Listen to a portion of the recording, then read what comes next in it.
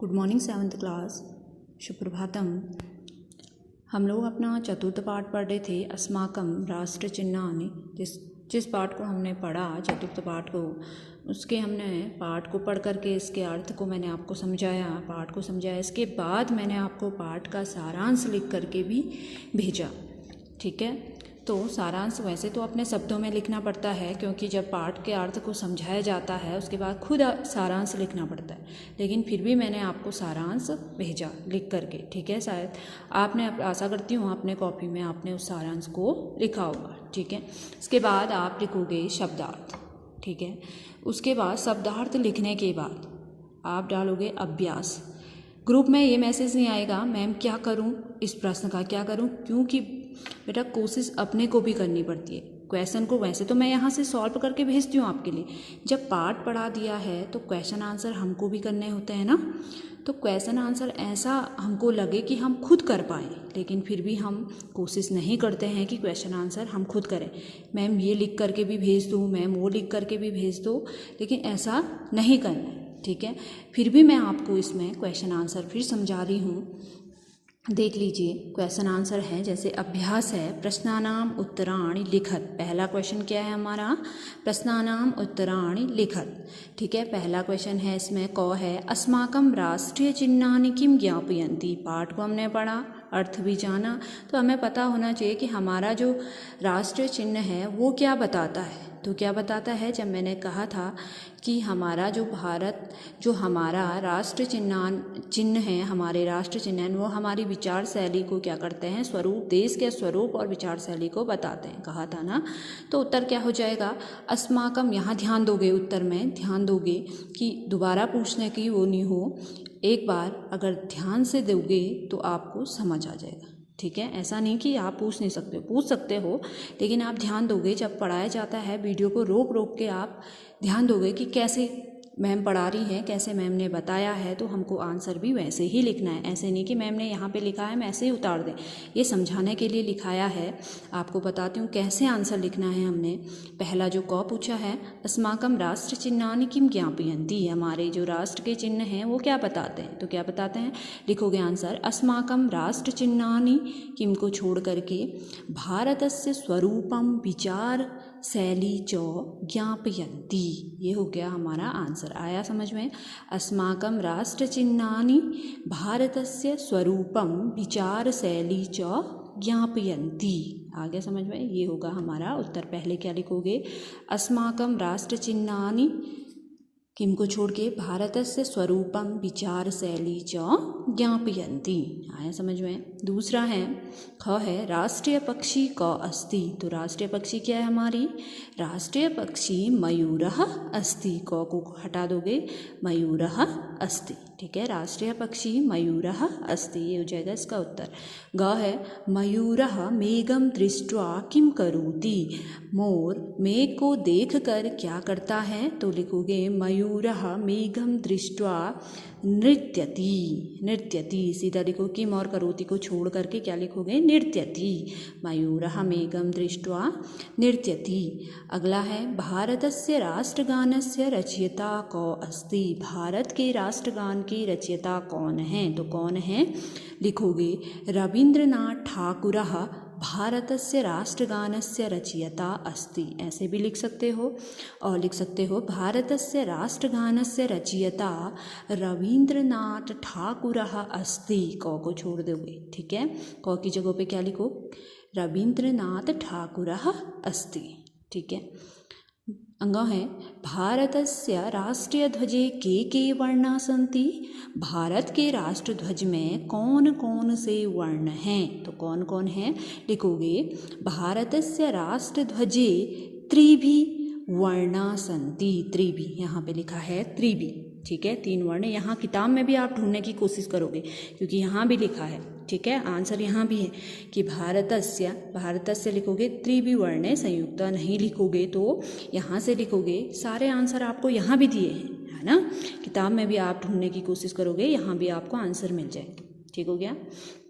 तो ऐसे लिखोगे भारतस्य राष्ट्रध्वजे त्रिभिवर्णा सन्ति, के को छोड़ करके क्या लिखोगे, त्रिभिवर्णा सन्ति, त्रिभिवर्णा सन्ति। कौन कौन से, गैरिकवर्णः, श्वेतवर्णः, हरितवर्णः च, बस इतना ही, ठीक है। गैरिकवर्णः, श्वेतवर्णः, हरितवर्णः च, आया समझ में। अगला है च, श्वेतवर्णः, गैरिकवर्णः, हरितवर्णः च कस्य प्रतीकः अस्ति। तो लिखोगे श्वेतवर्णः सत्यस्य प्रतीकः, गैरिकवर्णः त्यागस्य प्रतीकः और हरितवर्णः समृद्धेः च प्रतीकः अस्ति। कस्य को छोड़ करके च प्रतीकः अस्ति। और यहाँ से भी लिख सकते हो, तो यहाँ से लिखोगे गैरिकवर्णः त्यागस्य, श्वेतवर्णः सत्यस्य, हरितवर्णः च समृद्धेः प्रतीकः अस्ति। ये भी है तीसरे का आंसर। आया समझ में। ध्यान देना है कि क्वेश्चन को पढ़ करके ही आंसर करने हैं, आपको बता दिए। अगला है हमारा दूसरा क्वेश्चन है, उपयुक्त शब्द चित्वा रिक्त स्थानानि पूरयत। उपयुक्त सही शब्द को चुन करके रिक्त स्थान की पूर्ति कीजिए। पहला है राष्ट्रध्वजः ... वर्णे संयुतः। संयुतः, तो राष्ट्रध्वज में कौन कौन कितने वर्ण हैं, कितने वर्णों से बना हुआ है, त्रिभि, 3 वर्णों से, त्रिभि आ जाएगा यहाँ पे, ठीक है। त्रिभिवर्णः संयुतः, त्रिभि आ जाएगा। राष्ट्रगानस्य ...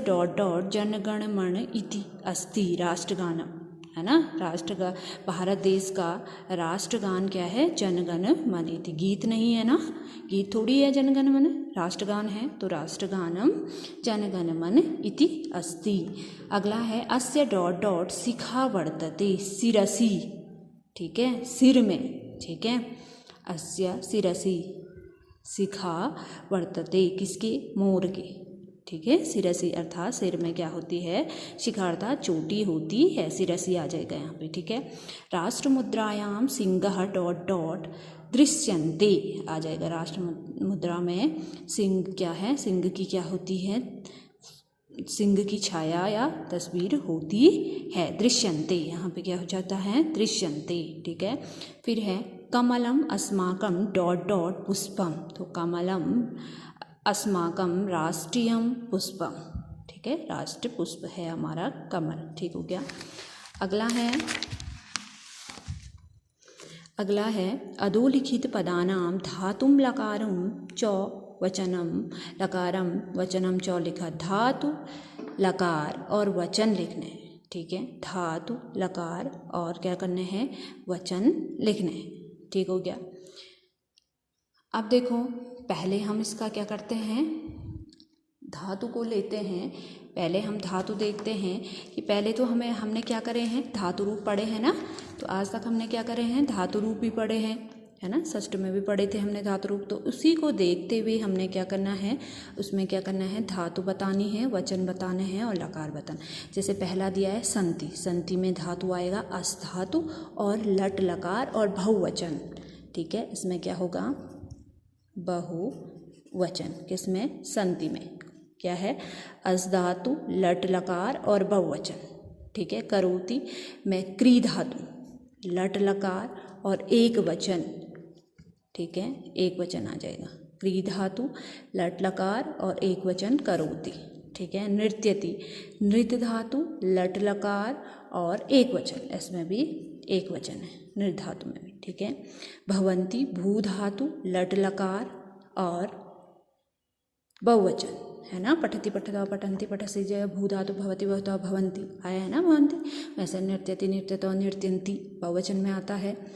वैसे एक वचन में क्या आता है, करोति कुरुतो कुर्वन्ति, तो एक वचन में आया है ना। तो भवन्ति भू धातु, लट लकार और बहुवचन। भवेत है, भवेत भू धातु, लोट लकार और एक वचन।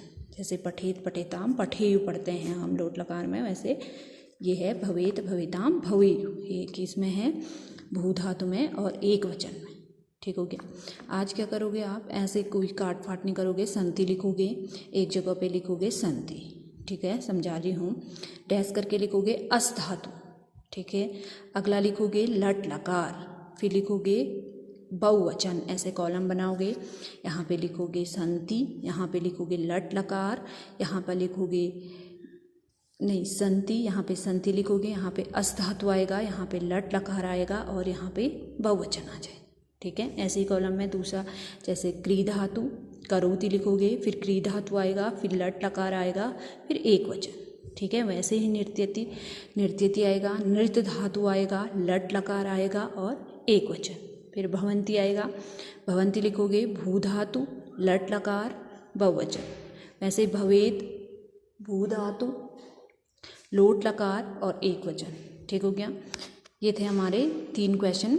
इसके बाद हम क्या करेंगे, चौथा क्वेश्चन ये हम अगले दिन समझेंगे। आज आपके लिए 3 क्वेश्चन हैं। 3 क्वेश्चन मैंने आपको सॉल्व करके दे दिए हैं, आप इसको करोगे कॉपी में और खुद भी अब प्रैक्टिस करोगे कि क्वेश्चन आंसर कैसे हमने छांटने हैं। मैम ने पार्ट पढ़ाया है, समझाया है, तो हमें आने भी चाहिए, है ना, आने भी चाहिए। फिर भी आप सॉल्व करके दिए हैं, आज इसको आप आज इस काम को करोगे।